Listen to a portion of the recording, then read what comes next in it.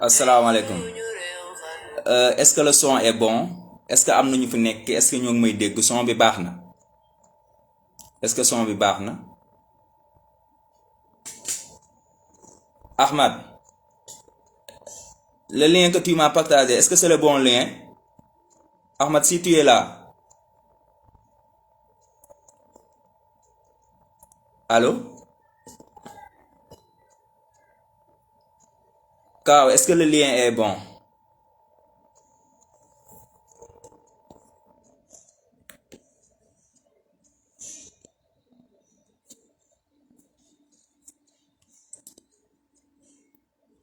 Kao, tu m'entends? Est-ce que le lien est bon? Est-ce que le son est bon?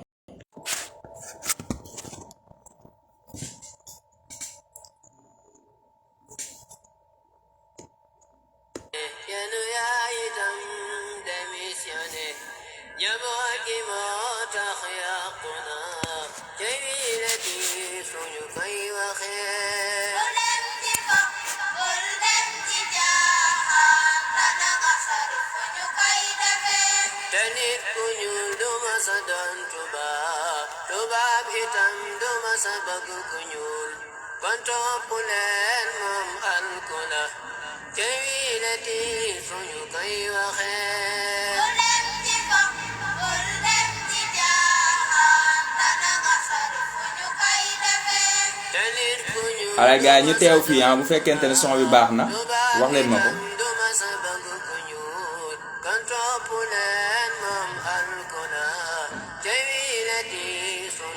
Pa Moussa Seck ziar naa la.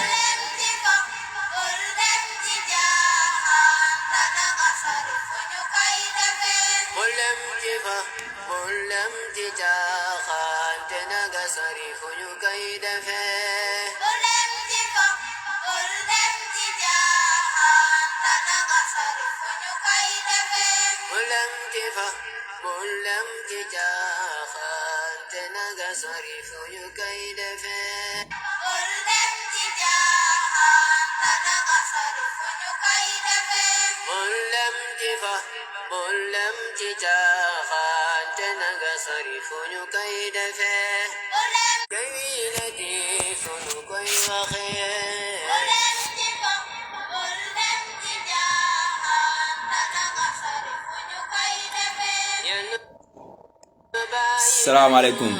gars yi, est-ce que son bi baax na? Son bi bu baaxee bindal leen ma ni son bi baax na, comme ça on démarre. xam naa lien bi ma njëkk partagé baaxul. Son bi bu baaxee. Kao, si tu es là, il faut voir si c'est le bon lien que tu m'as envoyé. Son bi bu baaxee signalé leen ma, nee leen ma son bi baax na ñu démarrer.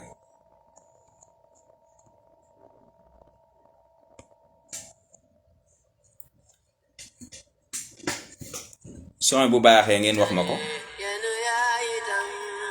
Ngeen commenté ngeen ne son bi baax. Est-ce que le son est bon?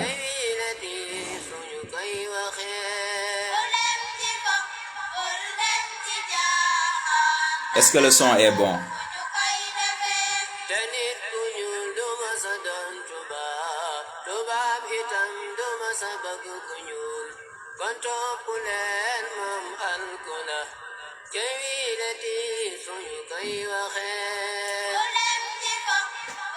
Est-ce que le son est bas? Est-ce que le son est bon?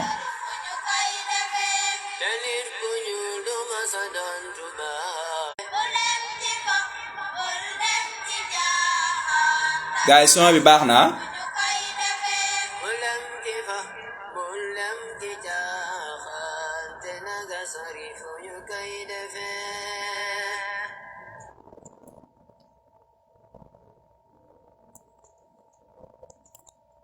Gars yi, son bi baax na, son bi baaxee ngeen wax ma.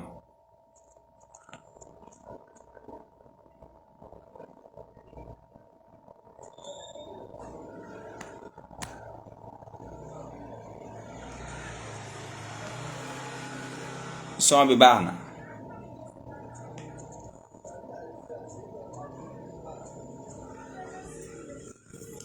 alors maa ngi nuyu ku nekk ci turam ak santam tey xam naa live spécial la dañuy wax ci élection locale yi enjeu yi perspective yi ak tentative de vol yi nga xamante ne nag na am comme ni ngeen ko déggee tendance yi moom elles sont favorables les tendances sont favorables à Yewwi Askan Wi donc tendance yi Yewwi Askan Wi la favorable. Donc Ahmad, tu me partage-moi le lien. Je pense que tu ne m'avais pas partagé le bon lien. Il faut me partager le bon lien sur mon WhatsApp, comme ça je pourrai partager. Maintenant, yéen ñi nga xamantene yéenay suivre, s'il vous plaît, partagez leen ko, jeune mooy wax. Parce que l'heure de la jeunesse a sonné. Jeunes yi dañoo war a jël seen responsabilité. Jeunes yi dañoo war a engagé wu. Instant yi heure liggéey lañ nekk, heure conscientisation lañ nekk, heure responsabilité lañ nekk, heure civisme lañ nekk, citoyenneté lañ nekk. Te loolu élection yi wane na ko. Donc yéen jeunes yi, ñun jeunes yi sax laay wax, ñun jeunes yi. Voilà. Je disais ñun jeunes yi, jeune mooy wax. Donc lu ma leen di ñaan mooy ngeen partager ko. Nañ ko partager ak suñuy xarit.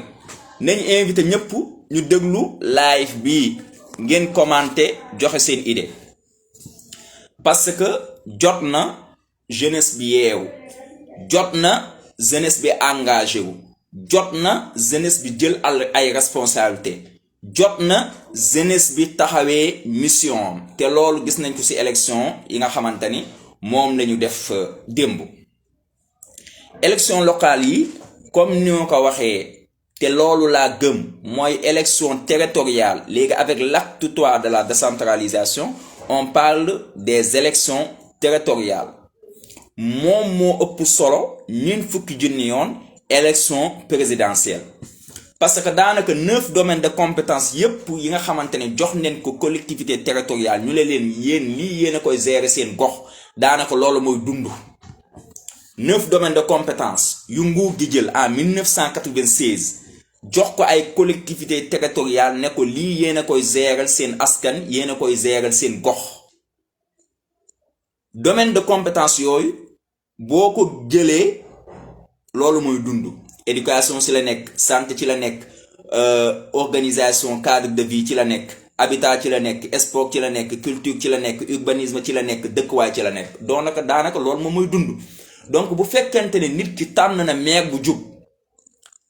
tànn ki nga xamante ne njiit bu jub la boo xamante ne dafa yërëm askan bi boo xamante ne dafa am vision boo xamante ne liggéeykat la tey boo ko tànnee alhamdulilah sa gox day sukkaleeku c'est ça en réalité les enjeux des élections territoriales lii nag nous devons remercier le président Macky Sall ak lu mu liggéeyul am na li nga xamante ne moom indi na ko ci démocratie am na li nga xamante ne def na ko mu nekk lu am solo mooy woo population sénégalaise yëpp ne leen choisir leen seen bopp maire boo xamante ne choix bi suffrage direct lay doon mooy yow yaay tànn directement maire bi ay temps lan moo xew ay temps bu ñu tànn maire dañuy jël benn liste boobu bu gañee ba pare ñoom seen biir ñu tànn maire léegi seen biir nag bu ñu tànn maire am na ñi nga xamante ne muñ nañ leen gert nga xamante ne koo xamante ne daanaka moom li ñu yaakaaroon mooy nekk maire du moom mooy nekk maire keneen rek moo ñëw nekk maire te kooku di nekk maire mun na am du dëkk ci gox bi mun na am gox bi xamu ci tus xamu ci dara élection territoriale noonu la doon demee tey président Macky Sall ñëw indil ñu lii donc nañ ko santee yàlla te tamit nañ ko jaajëfal ci loolu parce que avancée démocratique la loolu c'est-à-dire nit bu defee lu bon da ngay reconnaître ni def na erreur def na ay faute def na lu bon waaye nit bu defee lu baax tamit da nga koy wax élection territoriale yi yow yaay dem nga xool ku la neex nga tànn ko te ki nga tànn kooku moom moo war a gérer sa gox sa koom-koomu gox dëkkuwaay beeg paju beeg jàng xale yeeg yooyu moom moo koy gérer xanaa yenn yi enseignement supérieur nga xamante ne moom du domaine bi nga xamante ne dañ kaa transférer loolu nguur moom moo koy yokk loolu transférer ko li nga xamante ne tey moom moo xew élection locale yi wala élection territoriale yi gars yi nañ ko partagé dañ cee war a def ay jàngat yu am solo. lan moo tax dañ cee war a def ay jàngat yu am solo parce que tout simplement gis nañ des gens yi nga xamante ne qui sont au parti du pouvoir jël alal yu bëri ay maletu xaalis yoo xamante ne yow boo ko gisee da ngay tiit di ko tasaare. même la première dame yàggul dara ba mu demee Pikine di sànni ay xaalis di ko tasaare di ko jox nit ñi faak ba ngom on jiima fuuta 10 milaji ɗi ganduɗa o ƴitti omo wegloo ɗum o woni o jole oto makko omo wegloo 10 milaji on jii ɗum loolu c'est à dire ça veut dire que respecté wuñu nit ñi boo demee fuuta faak ba ngom ɗum noonu waɗi faak ba ngom dafa jël ay malet xaalis nekk ci otom di sànni alal bi di sànni ay 10 000 di sànni ay 5 000 nit ñi di buuxoo nit ñi di mbëkkante di foog 10 000 yooyu di foog 5 000 yooyu xaalis nii nga koy sànni ci kaw loolu la gars yi di def ñoo xamante ne ay maire lañ ñoo xamante ne ay directeurs généraux lañ ñoo xamante ne ay ministre lañ ki nga xamante ne Bara Gaye moo ko gagné Bara Gaye naa ñëwaat ci moom mu nekk maire bu excellent nekk fële yëmbal sud ki nga xamante ne Bara Gaye moo ko gagné mooy ministre boobu 100 millions je vous dis bien 100 millions kuy maye 100 millions xam nga du millionnaire kuy maye 100 millions milliardaire la 100 millions la may mosquée Layène bi 100 millions la leen di bay 100 millions yi nga xamante ne moom la jox mosquée Layène bi xoolal avant élection génnewuñu xaalis waaye élection bu ñu jage ñuy jënd nit ñi di dox ci xelu nit ñi di cokkotaan seen nuñ koy waxtee seen xel yaakaar ni daal population bi daal chaque jour dof lay doon moo tax benn président États-Unis bu dafa wax lu am solo mu ne on peut tromper le peuple une partie du temps on peut tromper tout le peuple une partie du temps on peut tromper tout le peuple une partie du temps tout le peuple mais jamais on peut tromper tout le peuple tout le temps munul nekk yooyu moom munul nekk soit am na ay jamono yoo xamante ne peuple bi yëpp mën nga leen nax waaw am na jamono yoo xamante ne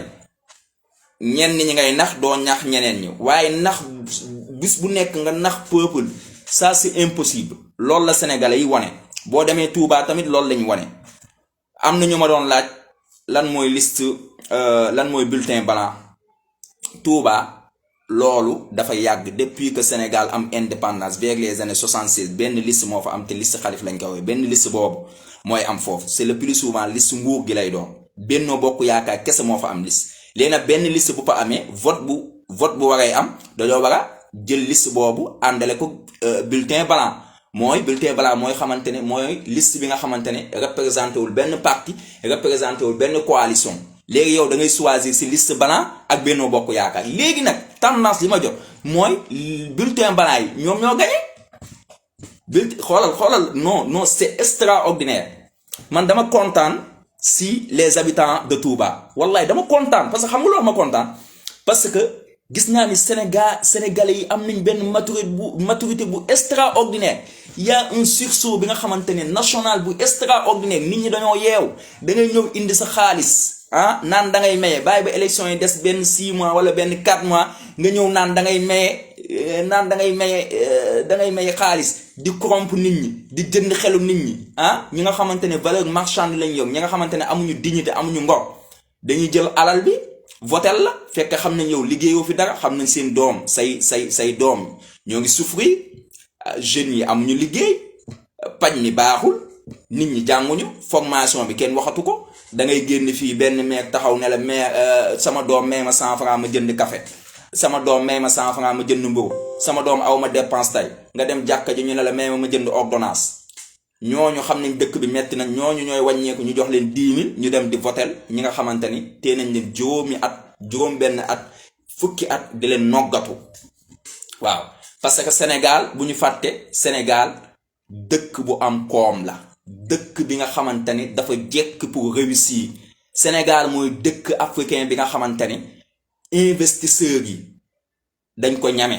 lan moo tax ñu ñame ko parce que dafa am stabilité lan moo tax ñu ñame ko parce que dafa am jàmm lan moo tax ñu ñame ko parce que yenn agression yi ak meurtre yi nga xamante ne yaa ngi koy dégg coup d'état yi nga xamante ne yaa ngi koy dégg feneen doo ko dégg Sénégal musul am coup d'état lu ñu tuddee coup d'état Senghor moo ko monté ne Mamadou Dia moo koy coup d'état fekk moom moo coup d'état Mamadou Dia loolu moom moo tax Sénégal nekk dëkk bi nga xamante ni ñépp a fi bëgg dund doxindeem yi ñépp a fi bëgg dund yaa xam français nga yaa xam anglais nga yaa xam guinéen nga yaa xam koo mënti doon nigérien yi ivoirien yi ñoom ñëpp daanaka Sénégal sax la ñu gën a wóolu seen dëkk ndax Sénégal dëkk jàmm la donc dëkk bu amee jàmm rek laa la wax waxumal koom-koom bu amee jàmm rek 90% bu góorgóorloo day réussir waaye lan mooy suñu problème mooy amuñu njiit yu jub lan mooy suñu problème mooy amuñu njiit yi nga xamante ni dañoo yërëm askan bi njiit yu ñu am waa ji nu mu ko waxee woon mooy bu ñu yéegee au pouvoir dañ ñaan mbëkk leen ay milliards balaa ñoo daanu mbëkk leen ay milliards balaa ñoo daanu jël leen ay milliards balaa ñoo daanu loolu lañ fi am. imaginel yow fonctionnaire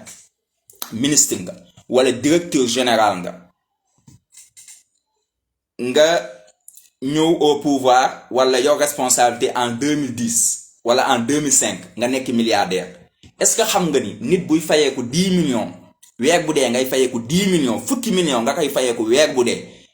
fii ak fukki at taxul nga doon milliardaire 1 milliardaire taxul nga am benn milliard boo ko jaaralee ci yoon donc milliards yooyu fan lañ koy jëlee fudul ci dot bu askan bi milliards yooyu fuñ koy jëlee amuñu entreprise milliards pour nga am ko ñaari mbir yi rek moo tax nga am ko mooy nga dondu ko sa baay wala sa yaay ñi nga xamante ne ay milliardaires lañu woon ñu faatu nga dondu leen wala soit nga nekk entrepreneur mel ni comme Youssou Ndour wala genre ñeneen wala genre nuñ koy waxatee ku moom Dangote voilà ñooñu il faut nga entreprendre comme Bourane lu muy def et cetera yoog télé yoog leneen et cetera nga entreprendre nga mun a doon milliardaire nga mel ni comme Atepa ñooñu entreprendre nga mun a doon milliardaire mais ki nga xamante ne xamee wuñ la société bi nga créé xamee wuñ la liggéey yow dangaa ñëw au pouvoir nekkoo woon tous nga yokk ay milliards loolu mooy wane ni njuut njaaj la loolu mooy wane ni dëpp kees la loolu mooy wane ni sàcc la te loolu la élection yi wane ñi nga xam ne dañuy jël alal di ko sàndi di ko pasaree am ñi nga xamante ni ñoo ngi hôpitaux yi ñaata doomu aadama ñooy faatu ci hôpitaux yi ñaata doomu aadama ñooy nekk ci hôpitaux yi du ñu am ordonnance ñu jënd du ñu am ordonnance du ñu am lu ñu jëndee ordonnance ñaata xale ñooy taxawaalu ci mbedd bi du ñu ndékki du ñu añ du ñu reer ñaata xale ñooy yalwaat ci mbedd bi ñaata daara ñooy souffrir ñaata école ñoo nekk abri provisoire ñaata école ñoo amul table banc ñaata étudiant li ñu orienté wul ñaata retraite ñoo fi nekk weer bu dee sax mënuñoo am 25000 fekk seen ndaw yëpp dañ ko servir état ñaata bëri na ñaata nit ñoo fi nekk ci Sénégal bëgg fajo amuñu lu ñu fajoo ñaata bëri na te dëkk bi manquéwul xaalis mooy ñi nga xamante ne ñoom ñoo ñu jiite ñoom ñoo ñu yërëmul c'est ça la réalité te ñun tamit yërëmuñu suñu bopp parce que chaque fois bu ñu ñëwee élection buy jege bu ñëwee ñu nax ñu bu ñu naxee ba pare ñu jox leen suñu carte gis dootoo gisati kenn oto rek ngay gis léegi 5 ans yoo jeex wala 7 ans yoo jeex ñu ñëwaat naxaat la jël sa carte jox la 10 000 jox la 25 000 fayal la formation utal la permis de conduite nax la jël sa carte ñu gagné ñu dem ñii chaque fois nii lay demee mais élection yi alhamdulilah dafa wane leneen tey lan moo tax Benno Bokk Yaakaar démb la bëggoon def conférence de presse lan moo tax mu def ko tey parce que ba mu gisee tendance yi dafa tiit tey nag def nañ conférence et lu ñu annoncé ñu ne 39 départements xam nga 46 départements moo nekk Sénégal ñu ne 39 départements yi ñoom ñoo ko gagné ñoom ñoo koy gagné ñu ne 35 yi moom wóor na waaye yeneen 4 yi moom tendance bi ñoom la ko jox dégg nga lool moo tax gars yi opposition bi nañ taxaw temm lan moo tax ñu reporté conférence de presse bi lan moo tax defuñu ko démb parce que ba ñu gisee tendance bi ñu xam ne lii arrangé wu leen dañoo def recul léegi il faut ñu waxtaan seen biir soog a def benn conférence de presse te bu ñu toogee di def conférence de presse da ngay xam ni la victoire n'est pas dessinée sur leur visage da ngay gis ni ñii da ngay gis seen kanam xoolal présidentiel nu ñu doon manifester ak lii da ngay xam ne ñii kat waaju ñu jàmm. donc ma ñëwaat ci maturité population sénégalaise bi gars yi ku mun a partager live bi nga partager ko parce que dama ciy wax lu bari. maturité population sénégalaise dafa nekk lu am solo parce que gars yi lu ñu corrompre yaakaaroon nañu dinañ leen voter am na ñi nga xamante ni dañoo jël xaalis bi lekk ko voter ku leen neex am na ñi nga xamante ne boo leen joxee du ñu jël comme yenn politiciens lu ñu wax mooy xaalis bi bu ñu leen ko joxee Ablaye Wade moo ko njëkk wax bu ñu leen joxee xaalis bi jël leen ngeen lekk ko ngeen dem voter ku leen neex. C'est ça la réalité les gens c'est ce qu'ils ont fait mais tey man bu ma gisee ay jeunes yi nga xamante ne tey gis nañ ni ñuy dund seen moroom jeunes yaa ngi fii di sommer seen moroom jeunes yaa ngi fii jànguñu ñaata ñoo dee ci gaal gi ñuy dem di jaay seen dignité dem di ànd ak ñi nga xamante ne musuwoo leen gis waaye dañoo ñëw ànd ak seen millions lu ci mel ni ot dem joxe 100 millions bul xam lu mu jox jeune yëmbali yenn jeune yëmbali bul xam lu mu leen jox kii nga xamante ne mooy Baara Gueye mu nekk ki ma ñee lool boo ma yóbboon yëmbal xaw ma fan la meeram féete musuma ko gis xaw ma ko waaye damaa gis bilanwam bilanwam ma xam ne kii c'est le meilleur maire du Sénégal réalisation yu exceptionnel la def maire bii nga xamante ne mooy Baara Gueye moo tax bu ñu ko gagné woon commune am rek non ça va me surprendre dama naan kon achat de conscience en réalité am na ba léegi au Sénégal mais heureusement que la population yëmbaluwaal a vu ces réalisations et vraiment ñu koy féliciter te yaakaar naa ni mandat bi incha allah dina def lu ëpp loolu man gëm naa lool parce que liggéeykat la. amul woon sax lu mu joxe caution yeewi askan bi moo ñëw cautionné ko jox ko 15 millions mu dem voilà tey faluwaat na te def na yëmbal def na fa des choses yi nga xamante ne non vraiment c'est extraordinaire. donc tey est-ce que ñun population war nañoo nangu ñu ñuy jënd faak bongom fuuta oma yawi fuutankoɓe jaha fuuta ƴetta million ngay aɗa wegloo wayno a tottat getto gal wayno no wiyete a ƴettan maawa aɗa totta gettogal walla a ƴettan mburu ko wayno mburu aɗa totta gettogal c'est la même chose mel ni daal yow da ngay jël ni ko dugub di ko jox ay picc di ko jox ay kanaara loolu la faak bongom def keneen ak keneen Mansour Faye lu mu distribuer Saint-Louis kenn xamul lan la te yaakaar naa ne les tendances lui sont favorables c'est déplorable. donc am na bërëb yi nga xamante ne yeewoo guñu parce que élection yi tey bu fekkente ne yàlla def na commune bu nekk am ki nga xamante ni moom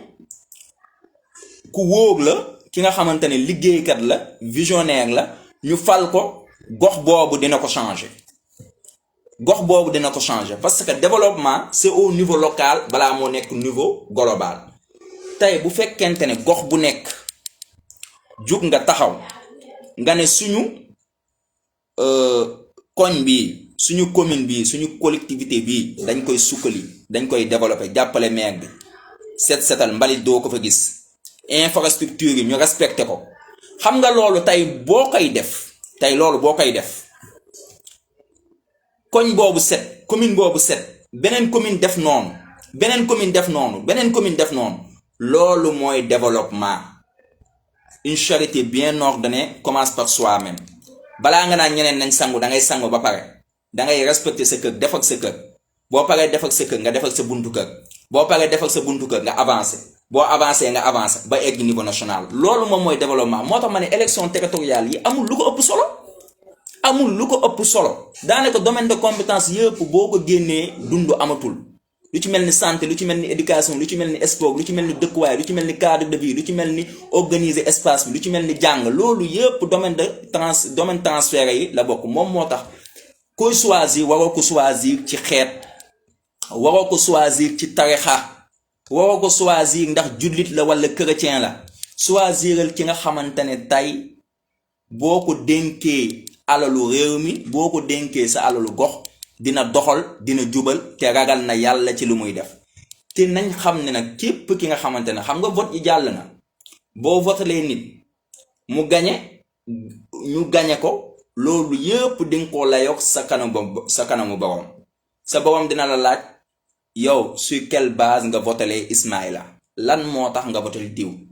nga ne ko parce que mayoon na ma 10 000 bu fekkente ne fen nga rek yàlla day tëj sa gémmiñ sa loxo bu jëloon 10 000 tontu waaw nii lay demee yàlla day tëj sa gémmiñ li nga xamante ne moom moo jëloon 10 000 bi loolooy wax waaw yàlla ne la lan moo tax nga votel ko nga ne tukulóor la koo xaalpulaa koo joolaa la wala soose la wala nangam la moo tax ma votel ko waaye lan moo tax nga votel ko nga ne kii daf ma won programme bu ma convaincre kii dafa wóor kii dafa jub musuma ko dégg luuba na xaalis bi yow baax na alhamdulilah loolu la moom moo tax da nga am responsabilité devant le peuple da nga am responsabilité devant Dieu ci kanamu yàlla da nga am responsabilité loo xamante ne da nga ko war a justifier gars yi ku mun a partager live bi na ko partager boo leen ko munee partager avec vos camarades partager leen avec vos amis partager leen ko parce que l'heure de la jeunesse a sonné jeunesse yi nañ engagé wu jeunesse bi nañ engagé wu gis nga bu fekkente ne engagé wu nañ ñu defal réew mi wallahi soxla wu ñu génn duñu bëgg dem France duñu bëgg dem États-Unis parce que duñu leen ñee Paul Kagame moo ngi ne leen di def ak dëkkam loolu kese la Mali moo ngi nii man maa leen ko wax ñu seetaan Mali mun na am léegi mu développé parce que am na benn sursaut populaire bi nga xamante ni gis nañu ñi nga xamante ne ñoo doon jiite jubuñu jël milliards di foo ak seen njaboot et cetera tey loolu Afrique moo ngi commencé yeewu te Sénégal warul nekk ci ginnaaw parce que Sénégal bokk na modèle bi nga bu nekk na modèle nekk na exemple tey Sénégal lu fi dugg ci koom étranger yi nu ñu ñamee Sénégal ñamewuñ ko benn dëkk moo tax lu ñuy indi ci ay milliards bu ñu amee système fiscalité bu jub wallahi alal Sénégal benn réew du ko ëpp alal pétrole baa ngi fii léegi mu génn zircon baa ngi fii aluminium baa ngi fii ak yeneen ressources yi nga xamante ne tey buñ ko exploité woon jubal wane dëggu wane jubal bëgg askan bi mun nga toog sa kër weer bu dee ñu Orange Money la 100 000 wala ñu Orange Money la wala ñu Wave la 100 000 wala ñu envoyé la 100 000 fekk liggéeyoo defoo dara am na dëkk yi nga xamante ne chômeurs yi dañuy fayeeku te amuñu ressource ressource yëpp Afrique lañ koy jëlee ressource yëpp Sénégal lañ koy jëlee donc amuñu problème koom am nañ jàmm alhamdulilah am nañ géej am nañ naaj am nañ énergie am nañ or am nañ lépp xam nga lan moo ñu manqué mooy des dirigeants yi nga xamante ni ils sont intègres mooy ay njiit yu jub loolu kese moo ñu manqué tey loolu Sénégal bu ko amee man maa la ko wax développement 2 ans ñu développé wu te ñi nga xamante ne tey ñoom la tendance yi favorable mu yeewu askan bi tey bu kenn tiit bu leen yaakaar ni le fait que ànd luñu état dina bloquer seen projet déedéet gis nga yeewu askan bi ils ont un défi dañoo am lu nekk seen kanam lu rëy te loolu lañu war a def bu ñu relever défi bi mooy doon seen campagne pour les élections législatives mooy doon seen campagne pour l'élection présidentielle défi bi mooy lan mooy ñu teg ay mbir yi nga xamante ni yu wóor leen parce que dañoo taxaw jox leen ñu réew mi léegi jox nañ leen échantillon jox nañ leen yenn pàcc ci réew mi di leen seetaan bu fekkente ne mun nañ yokk seen gox yi bu fekkente ne mënuñu yokk seen gox yi bu ñu es sax élection législative yi wala élection présidentielle yi parce que koo xamante ne mënul sukkali gox mënul sukkali dëkk le développement il est local avant d'être global ñi nga xamante ne jox nañ leen commune wala jox nañ leen département foofu dañ fa war foofu laboratoire lay doon ñu xool ñoom seen compétence seen savoir-faire seen jub foofu lañ koy xamee buñ ko xamee nag après ñu soog leen valider candidat présidentiel wala élection législative ñu jox leen foofu yeneen voix waaye bu fekkente ne nag defuñu lool population moom alhamdulilah yeewu na te dootul nelaw ba faw population yeewu na te la population est souveraine le peuple est souverain vu que la population moom yeewu na alhamdulilah politicien bi nga xamante ne am nañ ci moom yaakaar ñu jàpp ni dafa jub comme ni ñu naxee woon politicien boobu gis nga bu ñëwee ñu jàpp ni kii dafa jub kii musul dëpp kees et cetera mu yéeg ci nguur gi dëpp kees du tee peuple bi dañ koy sanctionné comme ni ñu sanctionné Abdou Diouf comme ni ñu sanctionné Abdoulaye Wade comme ni ñu sanctionné président Macky Sall wala nu ñu koy sanctionné ëllëg donc loolu la donc élection yi lan la wane élection yi wane na une maturité très nette boo xamante ni peuple sénégalais wane na ko ci élection yi jeunes yi engagé wu nañ ku si mel ni Seydina Yoff gagné foofu jeunes yi donc am na man xam naa yeneen candidats yi nga xamante ne ay 26 ans la ñu am ay 27 ans la ñu am ñi nga xamante ne ñoom la ñu gagné maa ngi leen wax ils n'ont pas démérité l'avenir est devant eux parce que da ngay gis candidat bi nga xam ne 50 ans la am 60 ans la am yéen vous n'avez que 30 ans vous n'avez que 32 ans de 33 ans 28 ans donc loolu du dara defaruwaat leen ngeen engagé wu seen commune ngeen fay participer di def di woote civisme voilà di def ay actes yi nga xamante ne day njëriñ seen communauté boo leen gisee jàkk ji tilim ngeen dem ngeen raxas boo leen gisee ay mbir yi nga xamante ne vraiment rafetul ci seen gox ngeen dindi ko boo leen gisee ay agression yu mel noonu ngeen def ci ay jéego dajale jeunes yi taxaw ngir askan bi boo leen defee loolu rek bu demee ba si kanam gars yi dinañ ràññee dinañ xam ne yéen vous êtes là pour servir bu ko defee boo leen laajee gox bi dañ leen koy jox parce que bu leen fàtte ni politique processus la bu leen mel ni ministre yeeg directeur généraux yi nga xamante ne dañuy bàyyi ba élection des 2 mois ñu indi seen maletu xaalis di ko joxe bu leen mel ni ñooñu waaye nan ngeen war a mel mooy nii yoroo leen dërëm waaye xamante leen seen waa gox dee leen liggéey ñu leen gis dee leen amal njëriñ nit ñi dee leen régler seen problème loolu moom mooy politique loolu boo ko defee rek di nga am base bu wóor bis bu campagne jotee yow doo soxla campagne yow mun nga tëdd nelaw doo soxla campagne comme Bara Gaye nu mu ko defee moom ay réalisation moo ko campagnal du leneen ay réalisation moo ko campagnal du leneen ay nit taxaw nañ fi tey ay c'est-à-dire tey élection territoriale lu ñu ci war a jàng dafa bëri tey ay kilifa taxaw nañ fi ne diw day gañe comme Kaolack waat ne diw day gañe am na benn waaye bu ñu fi doon doo ko ba damm baaraam bi doo ko ba dagg nopp bi xam na waa jooju vidéo bi daan na circuler réseaux sociaux lu mu wax mooy benn kilifa dafa taxaw ne diw bu gañewul billahi wallahi wa taala waat ci sëriñam waat ci yàlla waat ci yonente bi doyul mu waat ci sëriñam mu ne diw bu gañewul moom baayam jógu ko benn kilifa moo ko wax kilifa bu mag léegi benn waaye commenté waa ji bu mu commenté ne ko nee diw bu gañewul baayam jógu ko ñu bàyyi ba le 23 incha allah doomam ñi gis commentaire doomam yi téye waa ji dóor ko tey waajooju kilifa boobu lu mu wax dara amu ci parce que Serigne Mboup moo gañe Kaolack gis nga lu mu wax dara amu ci Serigne Mboup moo gañe Kaolack waaye gis ngeen récemment campagne jeune Serigne yi nga xamante ne yenn Serigne yi nga xamante ne génn nañ naan politicien bu mu leen jaral rey seen bopp politicien bu mu leen jaral joxe xaalis ak yu mel noonu loolu ay ndigal ak yu mel noonu loolu dañ ko dépassé parce que metti di ñun ñoo koy dund Serigne yi dunduñu ko politiciens yi dunduñu ko seen doom yi dunduñu ko metti di ñun ñoo koy dund ñun la population ñun ñoo koy dund léegi nag bu fekkente ne dañuy topp ay ndigal ñu voté li nga xamante ne koo xamante ne daf ñuy doggali koo xam ne yërëmuñu wallahi dinañ ko rëccu suñu njaboot dinañ ko rëccu suñu parents yi dinañ ko rëccu loolu kese la doo gis doomu sëriñ doo gis doomu politicien doo leen gis ci école yi université yi duñ fa lekkee doo leen gis sax ci daara yi fan nga leen gis ñoo ngi Europe wala ñoo ngi Arabie Saoudite wala ñoo ngi Corée wala ñoo ngi Amérique wala ñoo ngi Canada waaye ci école bojo yi doo leen fa gis ñun nag dañoo bëgg def ak suñu réew comme amuñu moyen génn comme amuñu moyen dem fay école yu mag yi comme amuñu alal suñu parents yi amuñu alal lan lañu mun mooy rayante suñu réew baax gis nga bu ñu rayantee suñu réew baax duñu soxla jéggiwaane duñu soxla génn duñu soxlal dara étranger lépp ñun dañ koy am fii jàng bi suñu jàng day baax dañuy def formation dañuy jàng qualifié dañuy am éducation bu baax dañuy am paj bu baax dañuy am ndox bu sell loolu yépp dañ koy am waaye ci kaw ñun ñëpp ñun jeunes yi ñu jël caaxaan yi teg ko fële ñun jeunes yi ñu liggéey suñu réew ñun jeunes yi ñu conscient kenn bañ ñoo utiliser parce que la plupart jeunes yi la ñuy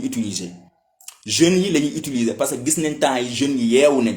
tey ki nga xamante ne bàyyi ba 2 mois jot wala ba 3 mois jot mu ñëw dëkk ci benn gox fekk dëkku fa indi ay milliards indi ay millions di ko jox jeunes yi di leen fayal ay formation nga xam ne kii am na lu mu bëgg nga xamante ne kii jubul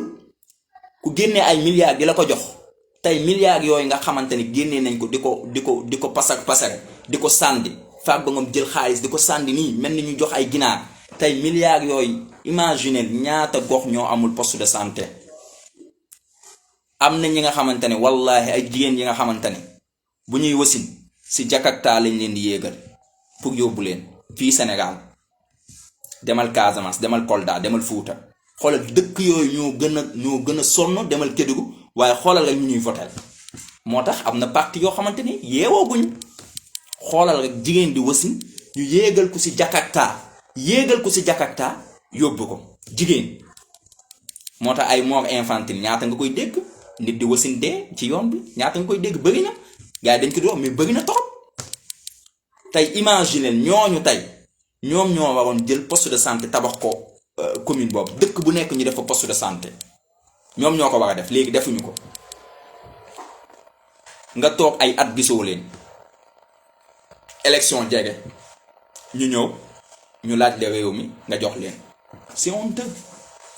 moo tax askan bi nañ yeewu lii nga xamante ne moom mooy tendance yi nga xamante ne moom mooy wadd c'est en faveur de yeewi askan bi waaye gars yi Benno Bokk Yaakaar def na conférence de presse sànq wax ni ñoom nee nañ daal Ziguinchor daal ak Dakar kese lañ ñàkk ñoom bokk na seen objectif mooy ñu gagné Ziguinchor ak Dakar vu que ñàkk nañ ko nag yeneen yi nag ñoom yeneen tendance yi ñoom c'est en leur faveur te ñun ñëpp déggandoo ni tendance depuis démb ba muy commencé wadd ba tey ñu gagné Guédiawaye ñu ko gagné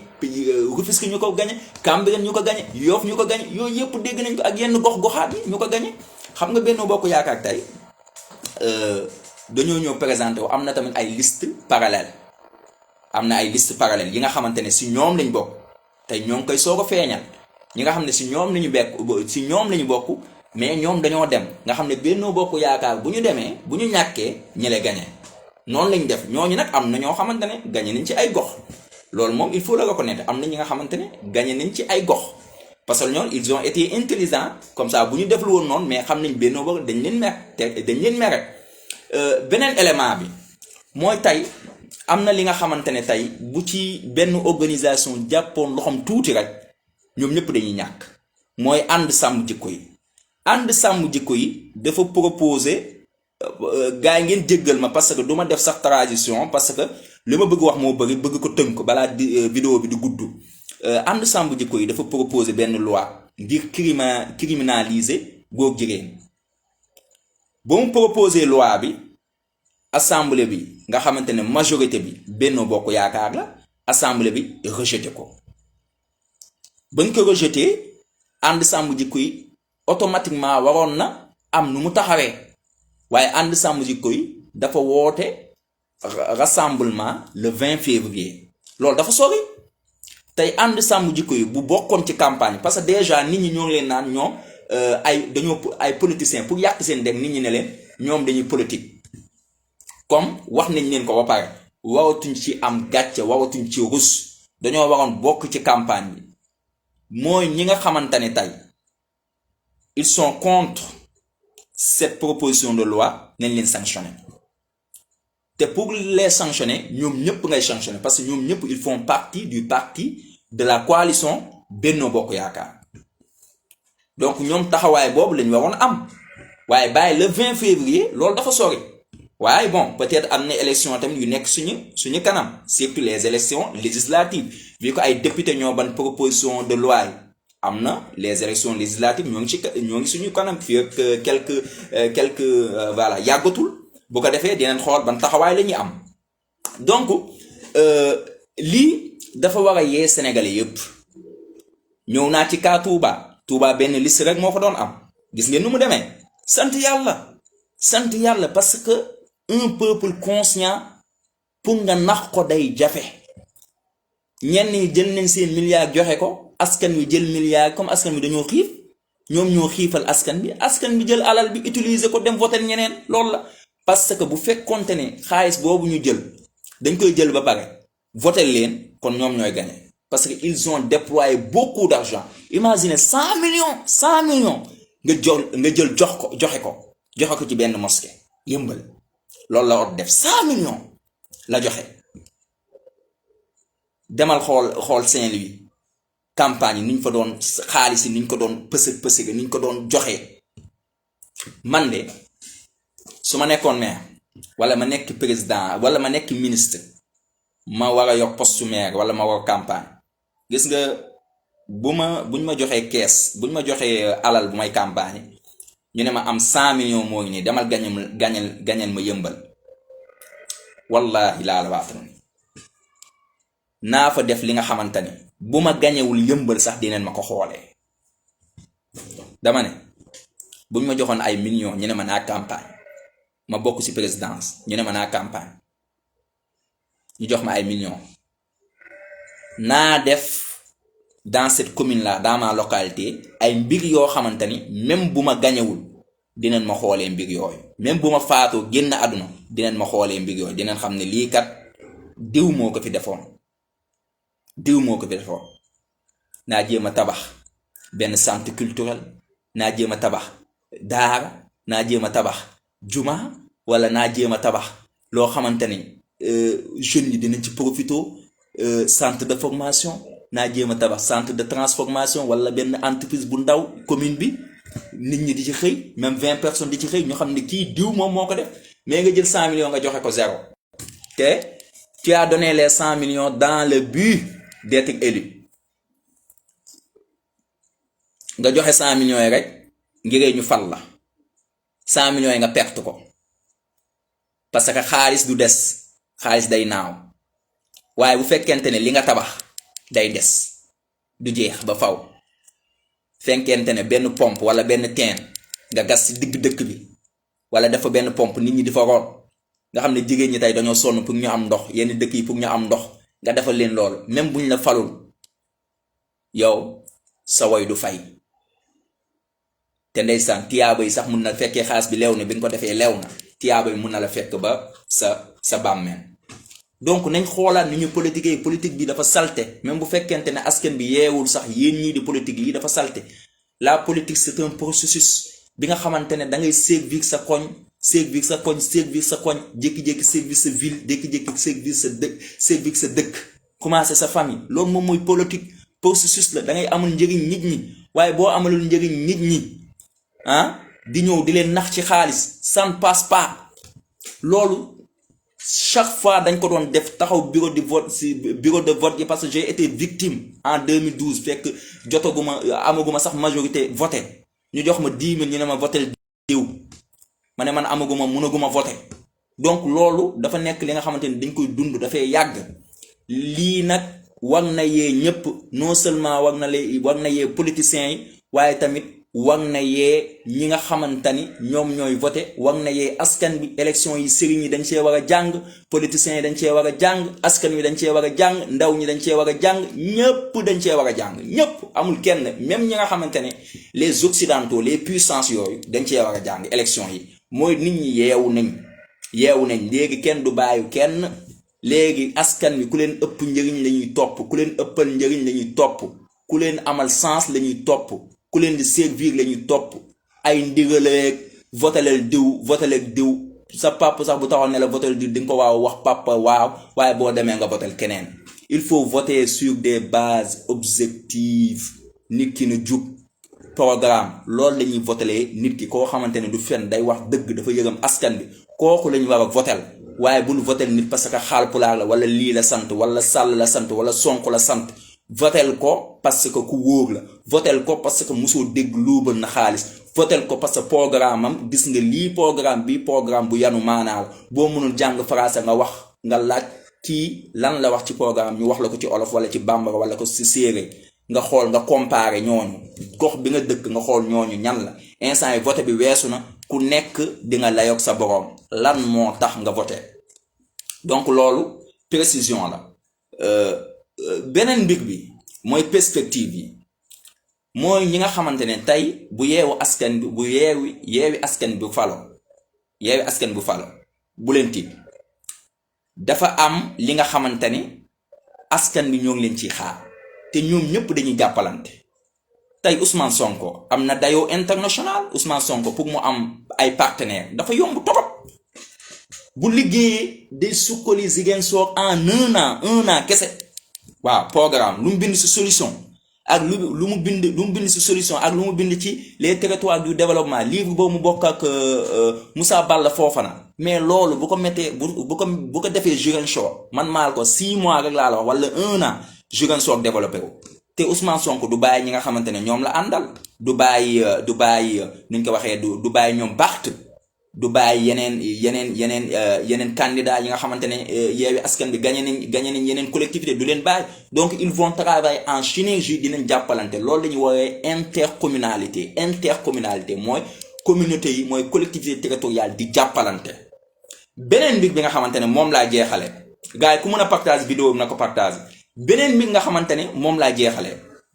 mooy Ahmed Aïdara am na ñu may lire am na des gens yoo xamante ne maa ngi leen di lire maa ngi gis ñuy publier ñu ne borom tës moom moo gagné mairie Guédiawaye ñu ne daal Ahmed Aïdara daal jàngul voilà c'est malheureux Guédiawaye c'est malheureux ñu ne tamit niñ ko waxeetee kooku nu mu tuddati sax Ndoye Bane xam nga fu mu nekk moo gagné ñu ne ñooñu daal ñoom ñu jiite communes yi ñu daal on est malheureux nangam sax mais attention gars yi ma wax leen benn xam nga nit balaa ngay wax nit ci dara il faut nga xam ko kan moo leen wax Ahmed Aïdara jàngul kan moo leen ko wax Ahmed Aïdara bu jàngul woon du mun a présenté wu parce que acte 3 de la décentralisation dafa ne képp kuy présenté wu waxuma la sax maire bi sax waaye secrétaire bi sax laa la wax dafa war a mun bind français dafa war a mun lire français Ahmed Aïdara moom mooy taxaw di commenter ay journal nga xam ne seen français nu mu xóotee moom mooy taxaw di ko commenter di la ko tojal seen TV jàng na au moins ba niveau secondaire ba niveau lycée si journalisme mu def fa 15 ans te Alioune Sall mi nga xamante ne moom moo génn maire sortant c'est un journaliste de formation journaliste la fan ngeen teg Ahmed Aïdara jàngul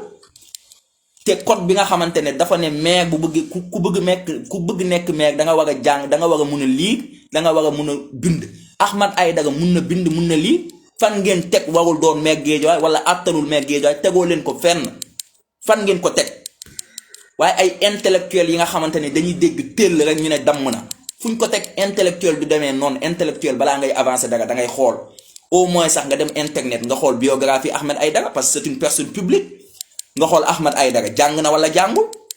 koo xamante ne moo la yow journal sax pour nga lire ko problème la am na moo yooyu dajal journal doo ko xam Ahmed Aïdara di wax ay moo yu ngande di ko toj di ko décortiquer di ko farañ-fàccee ngay seetaan loolu chaque jour nga ñëw naan ma tey jàngul et cetera affaire soxlawuñu ay diplôme gis nga diplôme soxlawuñ ko expérience suñu maam yi nga xamante ne nekkoon nañ fii ñooñu jiitu suñu maam yi amuñu benn diplôme te ñooñu gën a muus ñooñu gën a doon ay nit ñooñu gën a muus gën ñoo nekk ay nit ñooñu gënoon a jub gën ñu honnête gën ñu dëggu ñun tey dañoo bëgg diplôme ku wax fen ku ñu jox alal mu luubal ku ñu jox alal mu sàcc ku wax nga ne cam te ñoo fi ëpp diplôme koo dégg am na doctorat en nangam am na master en nangam am na licence en nangam te boo ko joxee xaalis mu luubal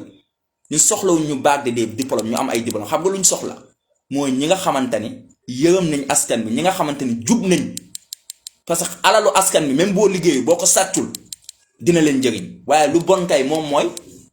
yàggoo ci pouvoir yàggoo ci mairie yàggoo fenn 2 ans rek nga fa def nga am 5 milliards nga am 8 milliards nga am 10 milliards mbokk yi dama ne yow fonctionnaire nga nekk maire wala nekk président wala nga nekk ministre wala directeur général boo liggéeyoon 20 ans weer bu dee ñu lay fay 20 millions weer bu dee ñu lay fay 20 millions doo denc 1 milliard suñu ministre yi ay milliardaires ngay dégg ay milliards ngay dégg doo dégg leneen du ay milliards rek donc nañ conscient nañ yërëm suñu bopp Sénégal warul metti lépp a yokk dund gi dafa cher nit ñaa ngi souffrir nit ñaa ngi dee lépp a ngi yokk xool leen ñu leen yërëm ngeen jàppale ñooñu xool leen ñu leen yërëm xool leen ñi nga xamante ne tey am nañu alal waaye dañuy taxaw di xeexal Sénégal kon ku si mel ni Guy Marius Sagna am na salaire am na lépp waaye Sénégal moo ko ñor day xeexal Sénégal dem dugg prison nga yaakaar ni nga ne ko yow yamal am nga njaboot demal toppatoo sa njaboot mu ne Sénégal mooy sama njaboot mu ñëw di xeex loolu Sénégal yi ñoo war a yërëm seen bopp nañ yërëm seen bopp xool ñu leen yërëm ñu ànd ak ñoom bu ko defee maa leen ko wax Sénégal léegi mu soqaleku ci lu gaaw du yàgg sax léegi mu développé Sénégal manqué wul dara wallahi manqué wuñu dara lenn rek moo ñu manqué mooy njiit yu ñu yërëm njiit yu ragal yàlla njiit yu jub loolu rek moo ñu manqué loolu buñ ko amee Sénégal di nga gis européen bu jóge Europe français bu jóge France canadien bu jóge Canada ñëw fii Sénégal di ut si liggéey wala ñëw fii Sénégal di jàng si yàlla nañ yàlla may njiit yu jub yàlla nañ yàlla may njiit yi nga xamante ni dañuy yërëm yàlla nañ yàlla may njiit yi nga xamante ni intérêt général lañuy xool yàlla nañ yàlla may njiit yi nga xamante ni duñu këpp kees yàlla nañ ko yàlla may yàlla na yàlla wàccee Sénégal jàmm ñi nga xamante ni ñoom lañu fal nañ yërëm askan wi nañ liggéey xam ni ñoom ñooy mbindaanu askan wi wóolu nañ leen ba fal leen walla appartenance politique religieuse confrérie nañ ko jël teg ko fële liggéey te yàlla tax parce que doomu aadama yàgg-yàgg day faatu waaye ay jëfam du jeex ay jëfam moom fii lay des bu baaxee fii lay des bu bonee fii lay des ana politiciens yu fi nekkoon gisatuñ leen faatu nañ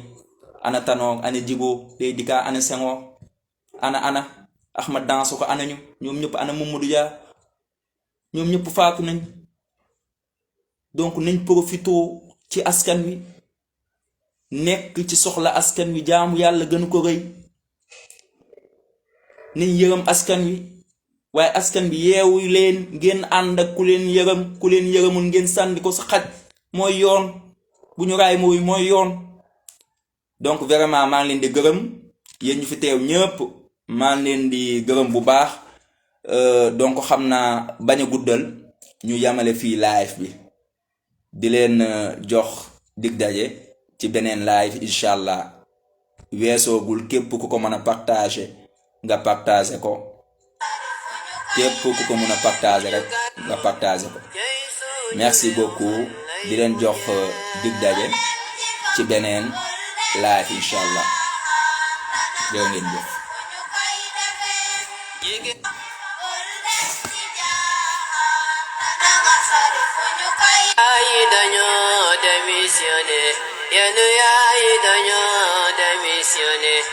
Jabol gitam mom yaquna jaywilati sunu koy waxe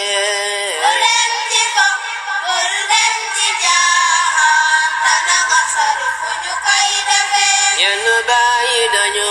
démissionné yenu yaay itam démissionné jabol gi moo tax yaquna jaywilati